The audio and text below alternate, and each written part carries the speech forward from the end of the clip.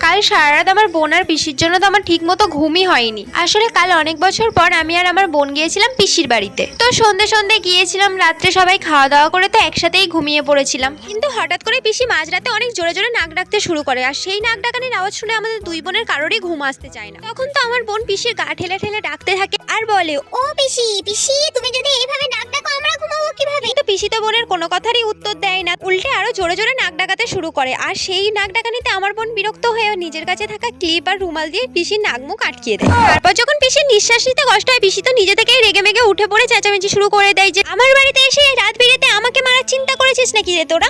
এই শুনে আমার বোন বলতে শুরু করে, তুমি যদি এইভাবে মশার মতো নাক ডাকো তাহলে আমরা দুই বোন ঘুমাবো কিভাবে শুনি? এটা শুনে পিসি তো বলে, ঠিক আছে আমি আর নাক ডাকাবো না, তোরা সবাই ঘুমিয়ে পড়। এই বলে আমরা সবাই মিলেই আবারও ঘুমিয়ে পড়লাম। কিন্তু মাঝরাতে আমার বোন আবার গেমের স্বপ্ন থেকে মারমার করে চেঁচিয়ে ওঠে। সেই শুনে তো পিসি ওকে ঠাস ঠাস করে চড় মেরে দেয়। তারপর তো পিসি ভয় পেয়ে বলে ওঠে, এর কি মির্গি রয়েছে নাকি রে?